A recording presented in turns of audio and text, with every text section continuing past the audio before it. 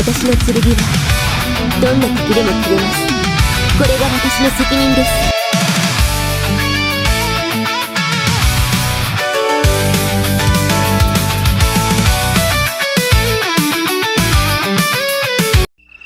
Yun. Konnichiwa, this is Nino. A direct distributor of Lifestyle PH, a natural alcohol gun, an airsoft enthusiast. So, may mga panibago na naman po tayong special episode na dumating na naman sa akin. Total, mukhang nakatambak lahat ng mga adlib na gagawin, mga projects. Siyempre, hindi lang na sikaso. Gawa nga ng busy sa lahat ng mga works. At, siyempre, may sinama na rin pala ako doon sa YouTube shorts ko. Yung tinatawag natin yung tinatawag nating stoicism na pinangungunahan nila Socrates, Plato, Aristotle. Saan ni Niccolo Machiavelli. Yun ang pinakabit ko sa lahat sa mga Stoic philosophers dyan. Na halos, yung ibis na siya sabi niya gano'n, yung ibis na hindi mo lang yung tapos na mga problema, dinadaan ko na nga sa tinatawag na stoicism para na sa gayon, bahala na sila kung anong iniisip nila sa mga stoic philosophy na sinishare ko dito galing kay Niccolo Machiavelli. Yan. So, baguhin natin, may panibago na naman pala tayo na special episode na binigay sa atin, but of course, ni Dr. Tomoko Chiyo ng Crazy What's Up. So, wala na paligoy-ligoy pa. Simulan na natin ang panibago nating special episode. So, bago lahat, sponsored by Sago ni Aling Bebang ulit. Ngayon, simulan na natin ang panibagong topic dito sa special episode ng Ninyo's Reverse Remake na Season 4. So, on the special episode again, para sa Ninyo's Reverse Remake Season 4, known as yung tinatawag nating the fruits of being underestimated or sa Tagalog, katas ng minamaliit. So, yun na nga. Bakit ito yung naging special episode na naging topic na to? Ba't ito ba yung nagiging topic na inilathala ko dito sa segment na to? So, maraming nagtatanong kasi dito at nahihiwagaan sa word na to kung ano daw ang sinasabi natin about sa katas ng minamaliit. So, ito. Katas ng minamaliit. Ang katas ng minamaliit kasi, mga kamongols across the planet, ay isang sikat na kultural na expression sa Pilipinas na tinutukoy sa mga ari-arian, sa tagumpay, o sa yaman na nabuo mula sa pinaghirapan at pagsisikap, lalo-lalo pa na matapos husgahan o malitin ng iba. Yun ang ibig sabihin pala doon. Doon pala simula yung sinasabing katas na minamaliit. So, eto, madalas itong ginagamit na disenyo ng mga decal stickers, plaka o caption ng mga taong unting-unting umaasenso sa buhay sa kabila ng pagdududa ng ilang kapwa sa sanlibutan na to. Ngayon,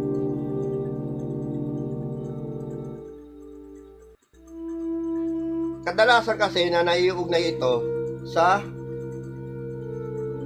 karaniwan o iniugnay ito sa mga sasakyan, motor o kotse or negosyo at tagumpay na naging bunga ng diskarte. Ngayon, meron akong thoughts about sa mga ganyan, about sa katas ng minamay na sinasabi. Sa parte ko lang ito. Unang-una, nung estudyante pa ako, nung high school ako, tsaka nung college days, ang ginagawa ko lang, parang may pambaon ako sa eskwela, may pambayad ako sa mga projects, at kung ano lahat ng mga miscellaneous o sa tuition pinaginagawa ko. Anong ginagawa ko sa lahat ng bagay? Hindi mas sa pag-aano ko. Ngayon, ang ginawa ko lang naman para mapunan lahat ng mga pangangailangan ko sa eskwela, nung high school ako, sa anong college days ako, yun. Nakikita na mo naman siguro sa picture yan, di ba? Yan yung, ayan. Yan yung, alam ba, estudyante ka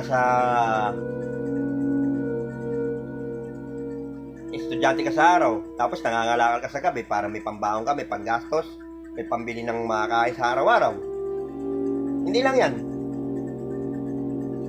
Kahit na nga yun dyan sa mga pangangalakal natin dyan, pangangalakal na ginawa-gawa ko doon, o yung ibang mga tao na sumasideline, kadalasan yan para lang may pambaon, may pang-load, may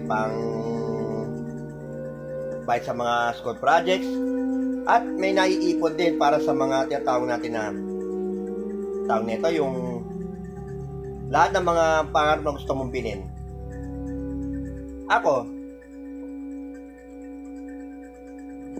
yun nga, natapos yan, number 1 yun, na pag-aaral sa eskwela, na kinakailangan ng mga school projects, baon, load, tapos mga special projects pa. Siyempre, ayun na nga yun, nangalakal ako para may panggastos ako dito, may pambaon sa eskwela. So, bukod pa rin yan, pagdating naman doon sa tinatawag natin na trabaho at promotion din, kailangan isipagan din eh.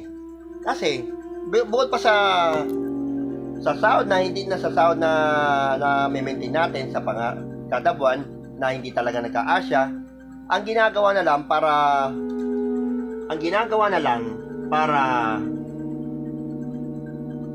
mapunan lahat ng mga pangaraw sa buhay. Ayun, sumaside ako nagme-mekaniko ako sa motor shop. Unang-una. Pagkatapos naman yan, nangangalakal din ako sa gabi pag walang ganong gawa. Gano'n lang yan, parang lang tinatawag mo, kumikita lang doon sa kahit ng mga galon, kaliliit na yung galing sa basura nga, galing sa pagme-mekaniko mo, iniipon mo lahat, para lahat. Bukod pa sa may pangaraw-araw ang gastusin, meron kang naiipon na bagay na talagang reward sa sarili mo. Like for example, yung mga naiipon ko na ayan, yan, yung motor, yan sa picture, yung mga nabibili kong motor na kahit na sabi mo second hand, basta pinag-ipunan mo na ng mahusay yan eh. Hindi, ang importante lang dyan, hindi ka naman nagnanakaw. Hindi lang naman dyan. Pati yung mga airsoft choices na ginagamit ko sa airsoft games, pinag-iipunan ko rin lang, kahit piso-piso lang yan, para lang nasa gayon, baka buo man lang, ipon man lang kung anong mga bagay na ipupundar ko. Kahit yung cellphone na ginagamit ko sa pagbablog, iniipon ko rin lang lahat mga yan para lahat galing sa basura yan. Galing sa galing sa yung mga galing sa mga pinag-combine ng mga yung mga yung mga natira sa sahod. Unang-una, yung mga naiipon doon sa mga na labor sa tapati na rin sa mga ng kalakal, makita sa kalakal na binibenta na binibenta sa junk shop. Kailangan din naman kasi yan eh. Kung diskarte nila pinag-uusapan, maganda nga lang ginagawa eh. Kesa pa yung lintik na yan na gagawa pa ng illegal. Ang masama pa nito, wag lang nilalakaran kung mabuti nga, nakikita ko sa mga signage, bawal daw. Lahat pinagbabawal. Mabuti nga, wala akong nakita signage na bawal mangarap eh. O, diba? Ito, seryoso lang to, wala tayong dito. Wala pa rin tayong patawad dito dahil talagang lahat na sinasabi ko dito, hindi sa gana sarili ko lang eh. Kundi sa knowledge na binibigay sa akin ng Diyos sa langit, di ba? Ngayon, bukod pa sa pag-aaral sa eskwela, sa trabaho at promotion, eto pa isa, yung diskarte sa buhay kasi. Alam mo kung tutusin, kapag meron kang gustong bilhin kasi, lalo pa ganun, na kailangan may bili mo para sa reward sa sarili mo, reward para sa pamilya mo, lalo na reward sa, alam mo na ibig ko sabihin nun, yung reward sa sarili. Siyempre may pinag-ipunan ka. It doesn't matter na galing doon sa mga tira-tirang sa sahod, yung sa pangangalakal ko, na medyo kahit na pinakamababa na presyo ng kalakal ngayon, at yun sa pagmemekaniko ko doon sa motor shop. Hindi lang yan. Kasi, ang masama pa nito, minamaliit pa ng mga nasa paligid, di ba?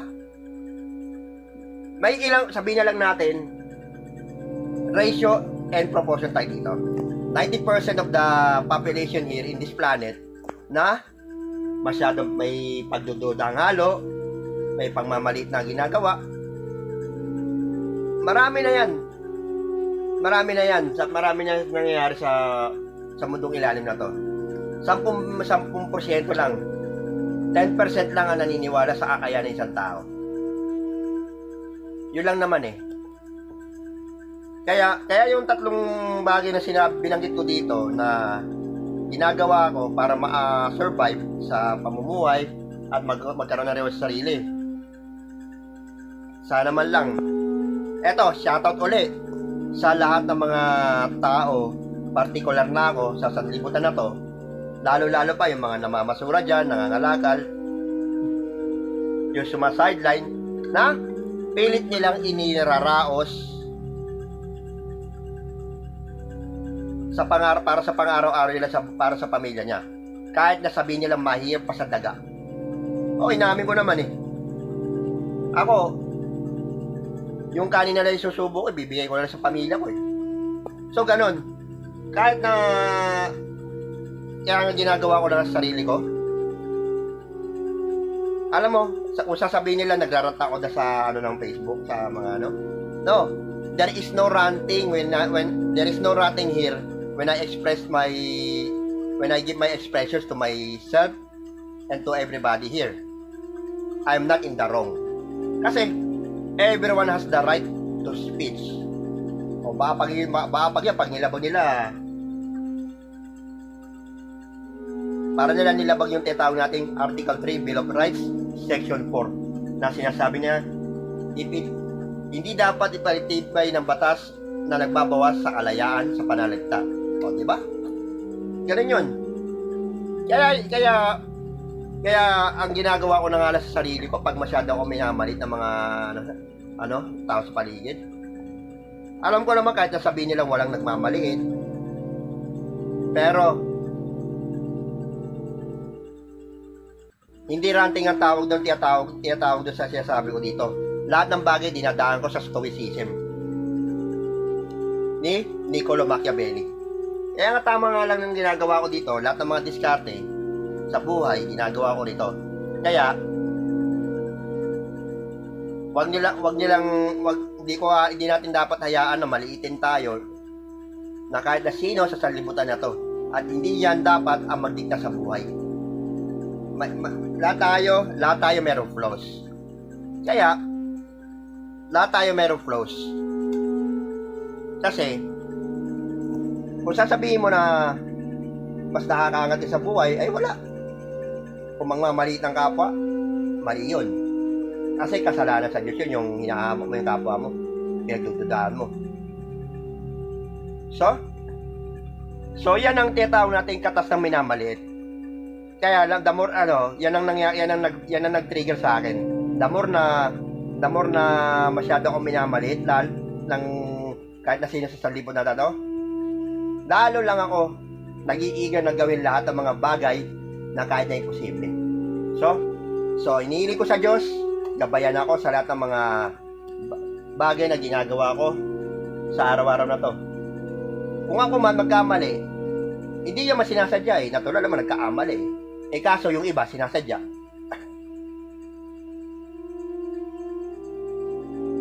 Kaya ganon, gayon pa man, di tayo dapat magpapa-apekto sa lahat ng mga taong pinagdududahan lahat ng kakayahan mo, yung minamalit yung mga kakayahan mo. So, fight na lang ng fight.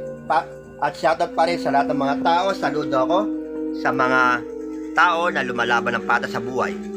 Agreed? Good.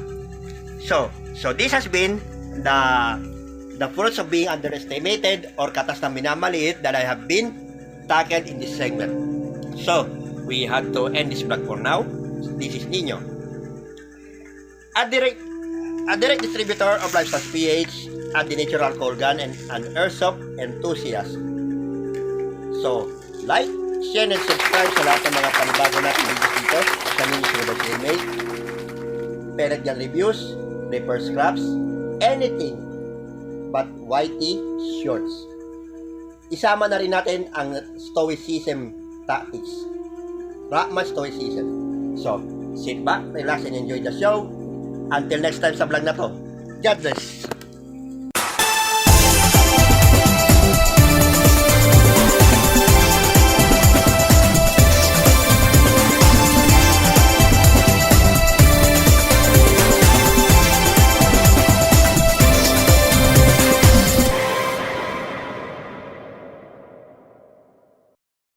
本日の動画は以上です。ヒューマンバグ大学では闇をテーマに様々な物語を展開していきます。他の動画もぜひ。